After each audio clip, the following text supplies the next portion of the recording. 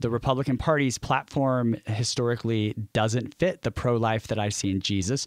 But here's the thing, neither does the Democratic. My actual country is one that transcends borders, where Jesus is the enthroned king, the king who loves, the king who offers generosity, the king who offers mercy, the king who comes off of the throne and into the mess and the muck and comforts and brings liberation and ultimately wants to be our friend.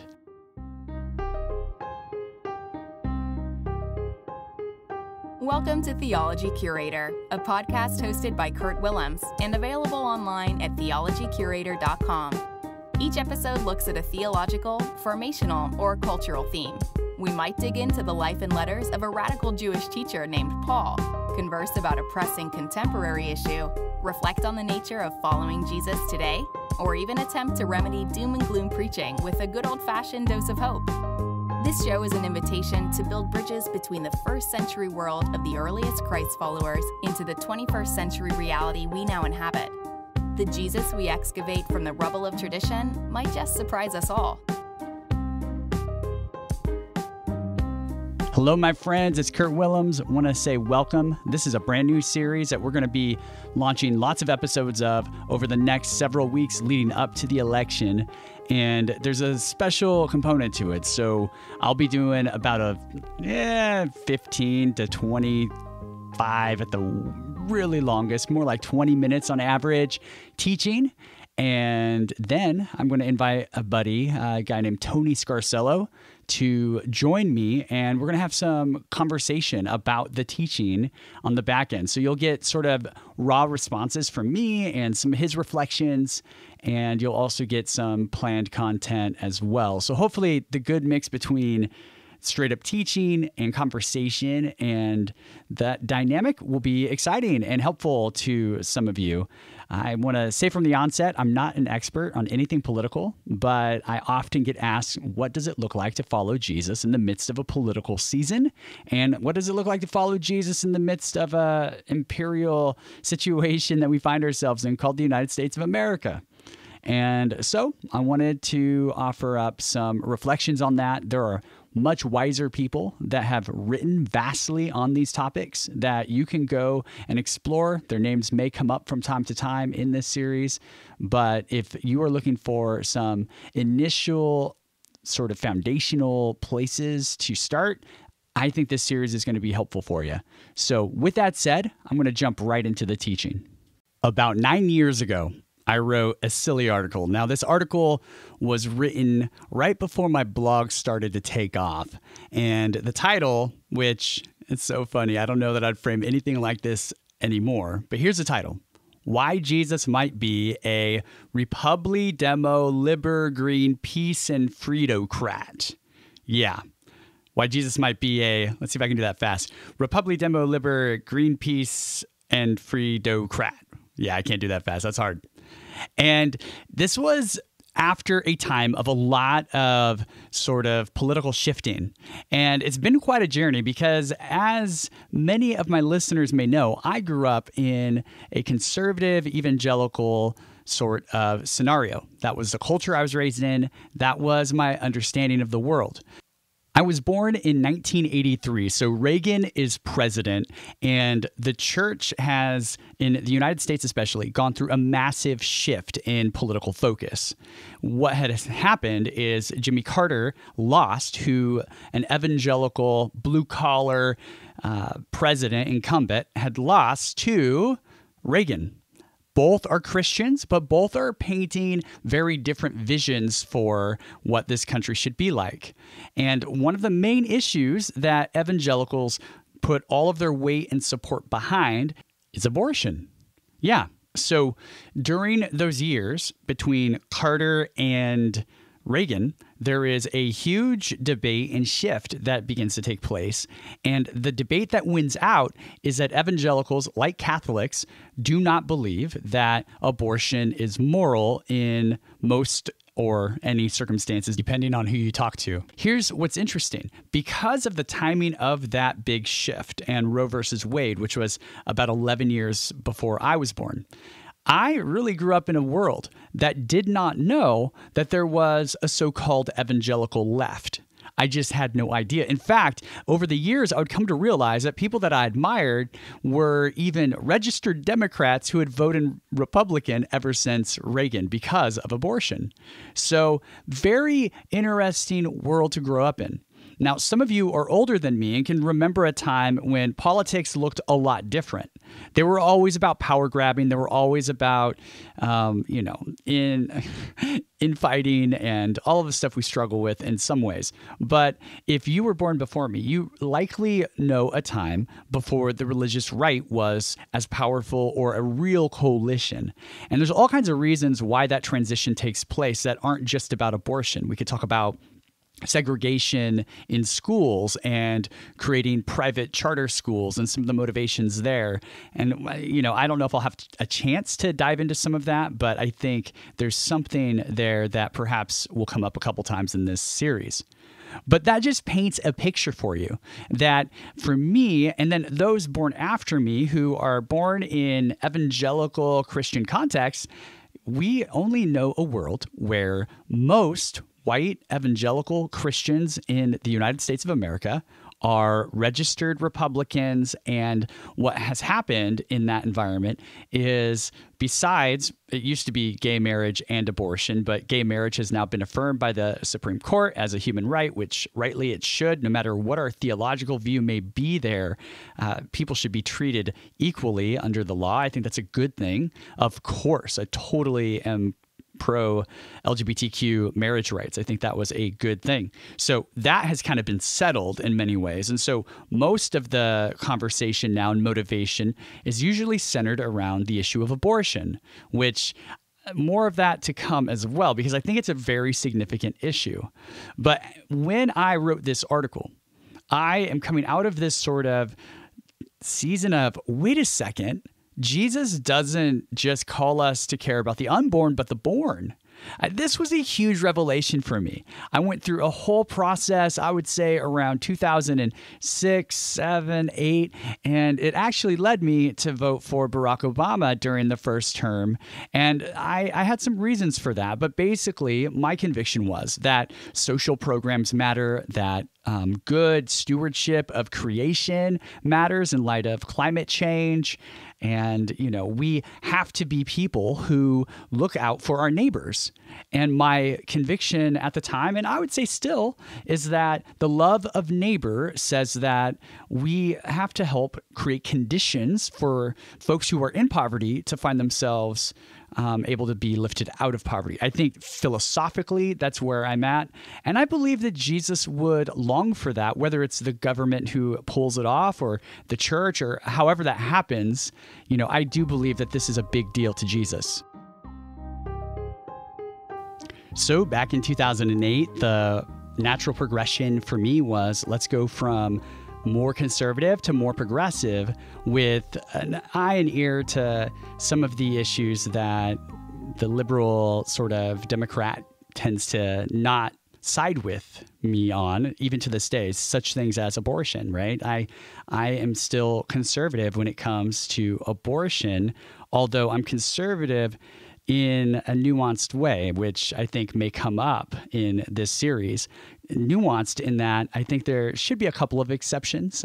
We can talk about those perhaps if it comes up more, but also that abortion can't just be something that we say, no abortion, don't do abortion, without actually providing structures for people to thrive who don't have resources for having children.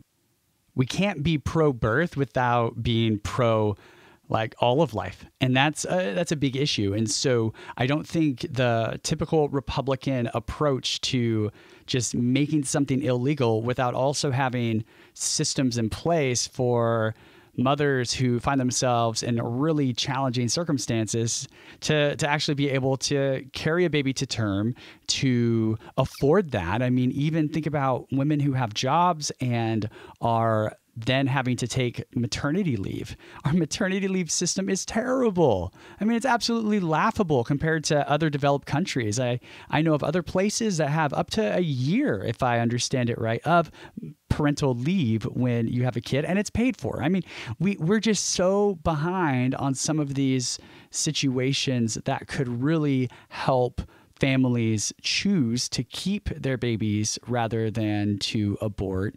And I think, again, we have to have holistic solutions, not just one track, one angle, get Roe versus Wade overturned. There's got to be a lot more to it. And so I'm unconvinced that the Republican posture has a hopeful future outcome when it comes to preserving life. And part of my challenge there too is this is the same party that often perpetuates war for interests, promotes things like the death penalty, and so many other things that I, as a pro-life follower of Jesus, just do not consider pro-life. And so what does that look like? What does that mean? And I want to be someone who is willing to say, well, the Republican Party's platform historically doesn't fit the pro-life that I see in Jesus. But here's the thing, neither does the Democratic. And so whenever I make a choice, if I choose to vote, I have to, in that moment, decide if one issue is more weighted than the other. And that's one of the things that gets really tricky in these conversations. So I'll just say those are some of the things I think about.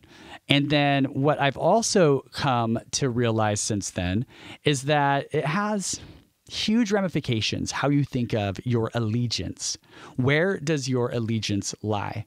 So over the years, I've come to a strong conviction that I have no allegiance to the United States as a governmental system, except in that I am grateful to be a part of a country with the basic freedoms we have. I love American cultures. I mean, I'm American, and I'm not going to disown my country per se, but I want to make sure I have that in perspective of my actual country. And my actual country is one that transcends borders. My actual country is a universal kingdom where Jesus is the enthroned king, and not the kind of king that kings have usually been, but the upside down king, the king who loves, the king who offers generosity, the king who offers mercy, the king who comes off of the throne and into the mess and the muck and comforts and brings liberation, and ultimately wants to be our friend and partner in this world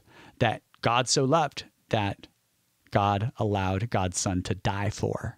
And so my allegiance then isn't to the United States, to its political systems. And so on the one hand, I have some policies that in my mind I think are ideal for the left, ideal on the right. And then I have this other grid that says, well, actually, my sole allegiance is actually to King Jesus.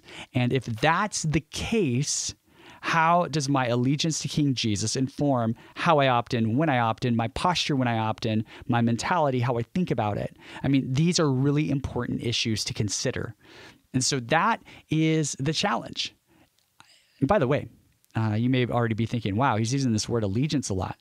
Yeah, so for instance, I will not pledge allegiance to the flag. I just don't, because I don't want to pledge allegiance to a piece of flying cloth that represents something that isn't God's kingdom, something that's lied about being connected to God's kingdom. And we'll talk about millennial myths and these sorts of things later on in the series. But I'm not going to pledge my allegiance to that. I will affirm that I am glad to be a citizen here, but I'm not going to go any further than that. And so how does that inform the way we engage during a political season as well? So my friends, these are the sorts of things that have led me to this point where I do not know that politics will save the world. In fact, I am convinced they won't. But I am also convinced and convicted that the political season has huge ramifications for people who are marginalized. And so I feel called to engage in ways that come alongside marginalized communities with their interest at heart as I hear them portray those interests and learn from them. And so these are going to be some of the themes we look at. But I want you to know that at the end of this series, what I hope to have done is I've hoped to bring you closer to Jesus. Jesus was political. Jesus engaged the political systems. Jesus' disciples and apostles engaged the political systems. They did so in ways that look different than our modern democracy looks, but they were political nonetheless. And so if they are political, if Jesus is political, if the whole vision of what it means to be a Christian actually is a political image, the kingdom of God, then we can't be anti-political, and we also can't be so invested in someone else's version of what politics are that we lose sight of our King, our Lord, our Savior, our friend, Jesus of Nazareth, the marginalized Palestinian Jewish man who was executed by enemies for enemies and raised over enemies to save the entire world. Friends, Jesus politics, that's what I want to invest my life into. So for the next several sessions, we're going to explore that. All right. Well, friends, we just started a series, and you got to hear the first sort of introduction to that. And right now, I'm here with my buddy Tony, and Tony Scarcello is someone that I've had the opportunity to hang with, mentor, and just be friends to. I mean, I just love our friendship, and Tony makes me better. Hopefully I do that with him. And it's one of those things that we were kind of just talking, and I was like, hey, I want to do this politics thing, but I don't want to be the only voice the whole time, because that tires me out and tires people out. So Tony, I'm glad you're going to be part of each one of these as we kind of roll through here. How you doing? Dude, I'm doing good. Thanks for having me. I'm excited to talk about how Donald Trump is the best great hope for our world. Yeah, it's such a confusing time. There's no doubt, including we are a day out from when Donald Trump left the hospital and went to his White House, his home. So from COVID-19 treatment. So it's a very confusing time, no doubt. Yeah, we just, I don't know if you saw this, but there was just a report saying that he is stalling more COVID relief funds until after the election. So that's fun.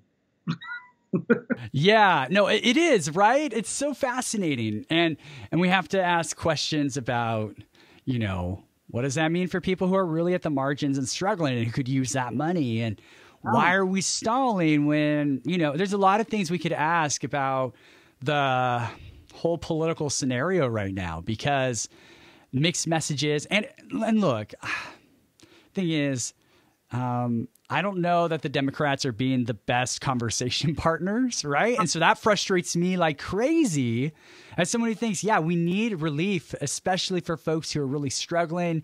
It doesn't hurt that those who maybe aren't struggling as much can also use a little help, right? In this season of life. I know I enjoyed the first check. I'm sure you did.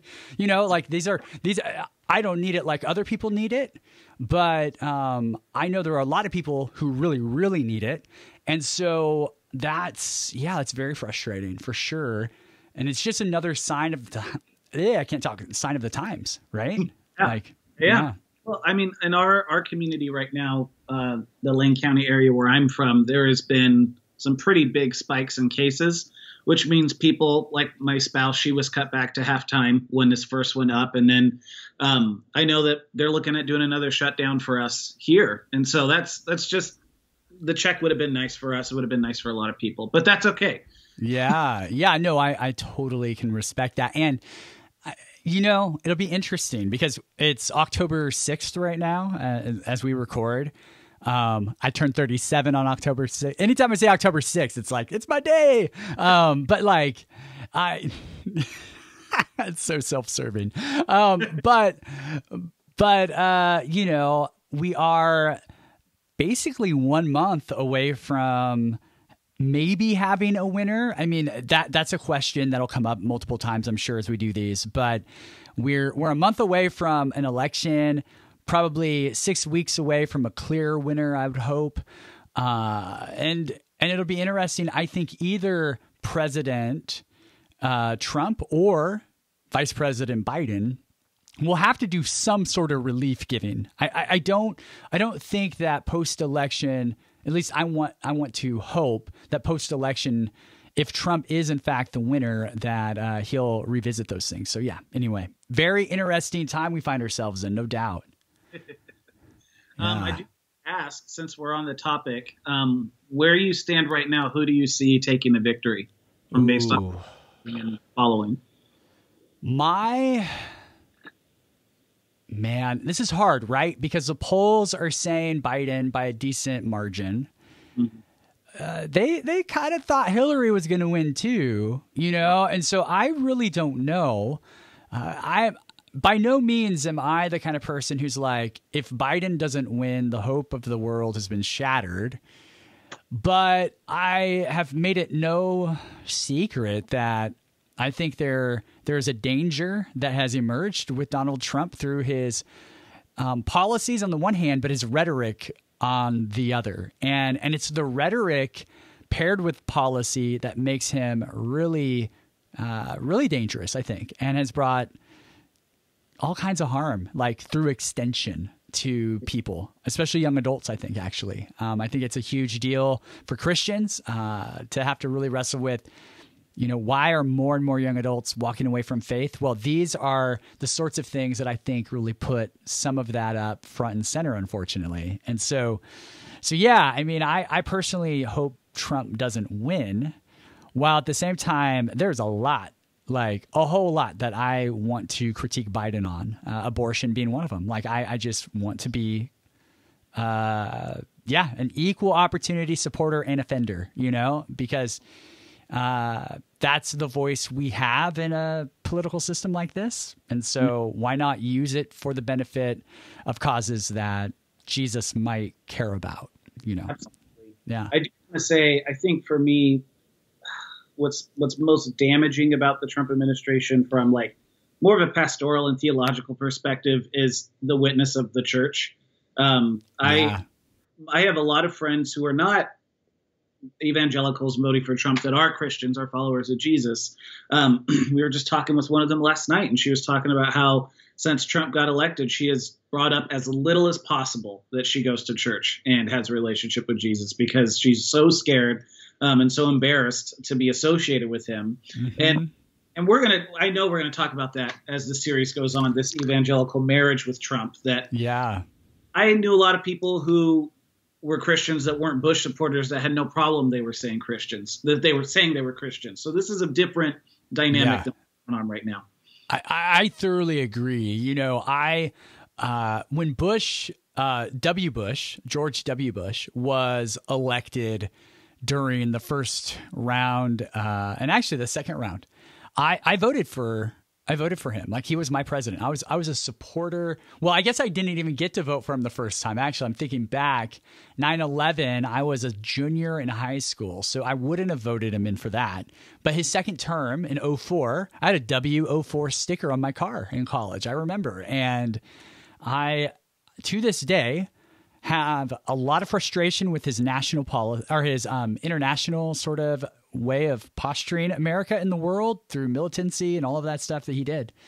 But he is someone who also humanizes people, at least in domestic areas of policy. And he would be, in some sense, a compassionate conservative, although, I think there are boundaries to some of that.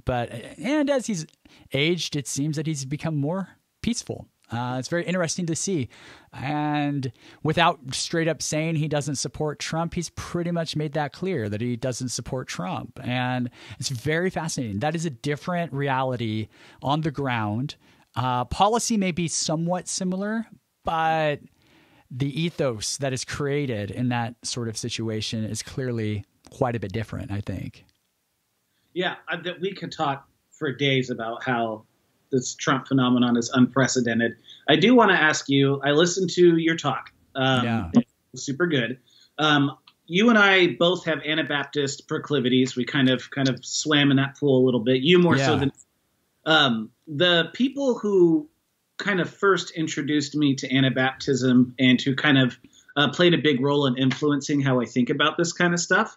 they were really adamant that Christians under no circumstances should participate in politics, should not vote, should not be police officers, should not work for the government, like just borderline anarchy. Was curious if we could start this conversation piece off by me asking you, should Christians engage in politics, and to what capacity should they? And if they care, why not? Dude, I think that's an important question, because I flirted with some of those ideas too. You know, I flirted with the idea. Jacques Ellul is one of the famous writers of a book on Christian anarchy. And I'll say it this way. We're going to get into some of this in more detail in the series, but I'll say it like this, that I would consider myself a Christian anarchist of the type that says the system is always demonic. The system is always bad. It's not the kingdom of God. You can't make it the kingdom of God. It never will be. Any attempt to do so is really just divorced from reality, in my opinion. But as kingdom people, the counter kingdom, so to speak, we are called to speak truth where our voice can help alleviate suffering. And that's really my posture. So could I be the president of the United States? Never, under no circumstance. Why? Well, I'm not going to salute the flag. That's a conviction. And I'm also not going to lead military. And if I'm commander in chief, I can't follow Jesus the way I understand the gospel's inviting me to. So there are boundaries. For me, it's asking questions about where is it appropriate to opt in for the benefit of the greater good, and where does my opting in actually come in conflict with my desire to be a disciple of Christ. So, quick example, my wife is a public school teacher, and no one really asked the question, is that Christian or not? I mean, I guess if you're anti-public education, you might, but that's pretty rare. You know what I mean? At least it's rare in my life. Maybe it's less rare I don't know. But my point would be this, that she's not going to be asked to bear the sword. She's not going to be forced to do the Pledge of Allegiance. I mean, she can opt out of that. In fact, in Seattle, they don't, at least at our school, they don't even do the Pledge of Allegiance. Thank goodness, because we would be opting out as a family. But where I grew up as a kid, they did it all the time. And so, you know, it's very interesting things where, so I think there are various degrees where we have to say, if I opt in, how can I do so without having this idea that somehow I wear a Jesus hat sometimes and a government hat on those other days? And if I can avoid that sort of tension, then maybe it's worth exploring. Yeah, that's good, man. That's really good.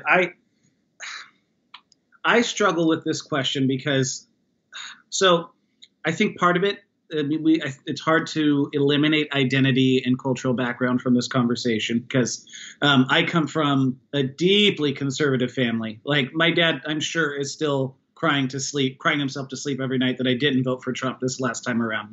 That's kind of where we're at. And so for me, when I want to talk about your shift away from this kind of more conservative camp, but my shift away happened at the 2016 election. I went into that very much a Republican. I voted in the Republican primaries. I watched the Republican debates. And I remember I had a few Republicans that I was pulling for. I liked John Kasich a lot. I still like John Kasich a lot. Yeah, I get that. And I would watch with some family members and some of their friends. We would get together and watch these debates. And, Donald Trump would just say these bombastic, audacious, unnecessarily confrontational and aggressive things.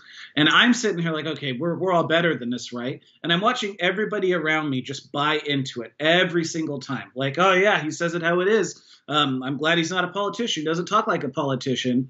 And for me, that created this total disenchantment with evangelicalism and Republican. Yeah. And it was easy for me to hang out in we just shouldn't have any involvement in politics space, because then I didn't have to betray my family and all that kind of stuff. But when the rubber met the road, there was something uniquely scary to me about Donald Trump that pushed me into I gotta vote camp. I want to hear for you, what kind of pushed you into this kind of third way space you're occupying, where it's not really you're a Democrat, you're not really Republican. What was that moment like for you? My shift happened somewhere around the time that Barack Obama was campaigning. And there was some tick up to that. So I'd say between the years, probably 2005 and 2008, there was some exploration happening. I have a friend who's, I have this group of like 3 really tight best friends that we still are very close in California. And, one of them is Jason, and he just started provoking all these thoughts like, hey, have you ever thought of this? Have you ever thought of this? He ended up becoming an attorney. So you can imagine like the way he was a missionary kid.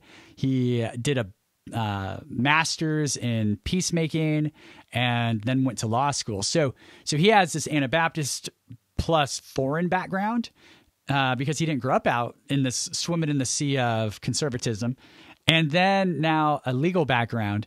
And during those years, he would challenge me. And we ended up really sort of moving towards a space where we mutually could challenge each other. And now like we're very like-minded. And those conversations, and it wasn't just him, it was my buddy Jeff, Brad, I can name all of these names. I was about to say Forrest, these friends that I have in my life where we're just asking questions together.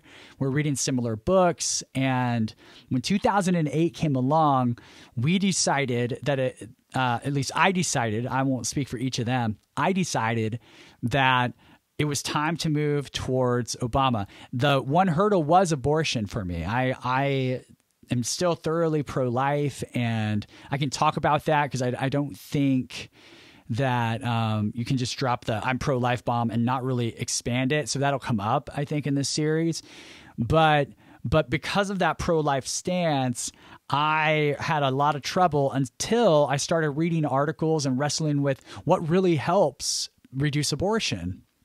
And yes, there are legal means to help reduce abortion, like making it not allowed, right? But there's also poverty reduction and asking why most of the abortions, as I understand it, are happening in communities where resources are less than they ought to be, right? So there's a holistic situation there. And when I started realizing that, I started to say, well, then why am I continuing to go Republican if under Bush, they had all the resources they needed to make radical changes to abortion law, and they really didn't make any? What does that mean for me, right? And that's an elementary place for me. But that gave me enough breathing room to say, I'm going to vote for Barack Obama. I'm going to move to the left politically. I was still working out the Anabaptist thing at that time in my life, still working out like what all that meant for me. But by then I was reading Tony Campolo, Shane Claiborne, Jim Wallace, right? Brian McLaren, Rob Bell. Like these were all influences during that season that were asking really important questions. And so I've evolved from there. And I think the Anabaptist vision of kingdom is really stuck, but not the passive version of it that I think a lot of neo-Anabaptist people have clung to, where you kind of say, we don't like what Trump's doing, but we're also not going to get involved because that's the world. I just don't see that. For me, without judging those people that are in that place, I would say, if my neighbor is suffering and I know that this candidate versus this one will make an incremental difference in their life in any way, shape, or form, if all I have to do is check a box to make their life slightly better, possibly, why wouldn't I check this silly box? So that's where I'm at. My opt-in, opt-out kind of thing probably looks different than a lot of like progressive Christians who would go all in. I'm not willing to go all in, but I'm willing to go in wherever I can to help in the cause of relieving suffering, I guess. So that's kind of, I don't know, that's kind of how I think of it. No, that makes sense. I do wonder, and this is maybe more of a political theory question, but how do you go about discerning what actually is better for your neighbor? Because there are people who will say, like, well, in theory, we know this doesn't work now, but something like trickle down economics is most beneficial to our neighbor, because if you can provide the wealthy with more money, that's going to create more incentive for them to supply jobs. Now, I know a lot of Donald Trump's not one of these Republicans. His is all trickle down economics, but a lot of Republicans would say maybe not that, but there is a way to incentivize working and disincentivize welfare. How do we go about discerning what actually is objectively best for a neighbor and what's just our neighbor buying into a narrative that's being sold? That is the hardest part. I mean, there's no doubt about it. And I think good dialogue between people who differ on these sorts of questions, I think it's absolutely essential. Like, so if I'm in a church setting, for instance, if someone were in my church and they're like, hey, I'm a libertarian, here's my reasons for being a libertarian. I actually believe these things about poverty, and I'm very passionate about those things. And I would say, I don't think your political theory works, but let's talk about where we have common ground. And, for instance, I can think of a libertarian cause often is the war against drugs. Like, we would agree, like, that's a bad policy. That's racist. Like, libertarians agree with radical left, socialist type leaning people. Like, you know what I mean? Left saying it. What's that? Well, they were saying it before the left was saying it. Yeah, absolutely. Absolutely. So again, like, can we become people of nuance and disagree while being, open to the other? And I think the way I would challenge my libertarian friends would be like, show me some folks who live at the margins of our culture, some Black, Indigenous, or other people of color who endorse what you're talking about. Because what it sounds to me like is it's driven by a freedom impulse. That's a very like American individualism sort of impulse, not a collectivist impulse that I see in the Bible. And so that's not to say, therefore, social medicine, therefore, social whatever. It's just simply to say, we need to be able to have these conversations. That granted, I'm going to stumble through all of the research I can, and I'm going to stumble through anything I can to hear folks that are at the margins and, learn from them and take their word as valid, rather than simply saying, oh, but you don't get ... or you don't see ... or don't you know that. I'm just tired of that that sort of debate that I see. We can have that. A white dude and a white dude, sure, let's have that conversation, but let's not like distance our conversation from the real experience of people who need, in some cases, those resources like welfare, like Section 8 housing, etc. So yeah, show me the evidence of better situations, and I'll be open to it. Yeah, that's really good. I got to be totally honest, like, in my most selfish, kind of like, to use old Christian lingo, carnal self, libertarian stance is by far the most appealing one to me. Leave me alone and don't take my money. I love that. Oh, yeah. But the part of me that is called towards like discipleship, the part of me that's called to the way of Jesus, won't let me make that leap completely. I think I love some of my closest friends, and the people who teach me the most about political theory are libertarians, because most of them are so darn smart.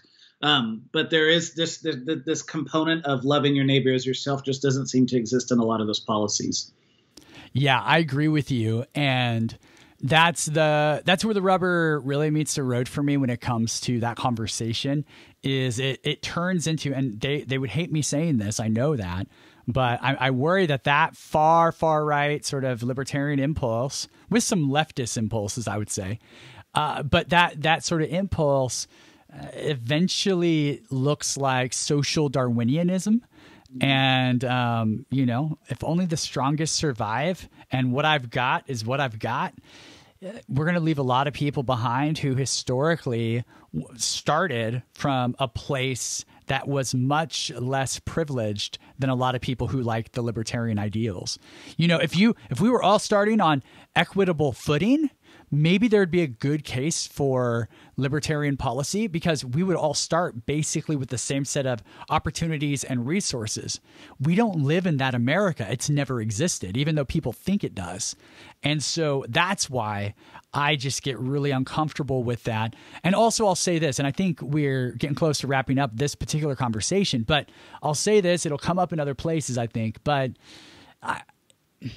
I'm not trying to be like the democratic or the democratic socialism is kingdom. Just like I wouldn't say that about libertarianism or anything in between. What I ultimately want to say is where are the places that there's interesting overlap just enough to, say I'm going to endorse this particular policy or I'm going to endorse this particular idea for now because I know it's going to have an impact on real lives now, while also saying none of these are the kingdom.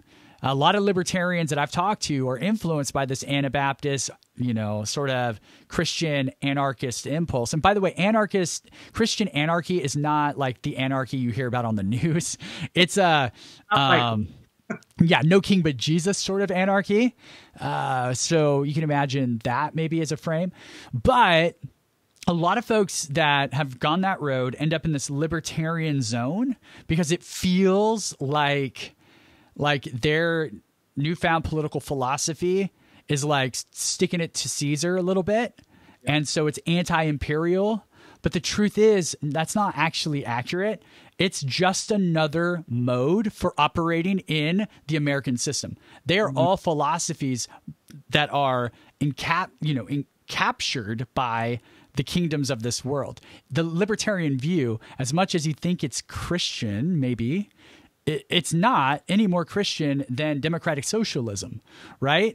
They're philosophies for world politics, not for the alternative kingdom that Jesus inaugurated. And so we've got to be honest that whatever your philosophy is, it's not the Jesus philosophy. It's the how can I get closer to Jesus in the system I find myself in. That's kind of something I'm wrestling with. But those are some thoughts. Right on, man. You answered my questions. You did it. Hey, well, I don't know. We'll keep going. There'll be more content. So hopefully we can keep wrestling with this stuff together. But Tony, great to have you on the show. We're going to keep doing this together. And I'm excited because that means we can not just have a teaching, but we can process teachings. And I love your contribution to this. And by the way, Tony's new book is out, so go check that out. That's something I'm really pumped on. Has a whole chapter devoted to the political journey that you were on and how it really affected your own sort of process of deconstructing out of faith and then finding faith again. And so, anyway, all that to say, good stuff, more to come. Thanks for being with us. Thanks for having me on, Kurt. Thanks for listening to Theology Curator. For more resources from Kurt Willems, check out theologycurator.com/newsletter to sign up for our email update list. For new listeners of the podcast, we hope you will subscribe via iTunes, Google, or your podcast manager of choice. If you like what you hear, please leave the show a review. For regular listeners, consider supporting Kurt's online ministry at patreon.com/Kurt Willems. Lastly, please don't let this conversation end when the episode is over. We hope you feel empowered in regular life to explore theology and faith in intelligent and humanizing ways.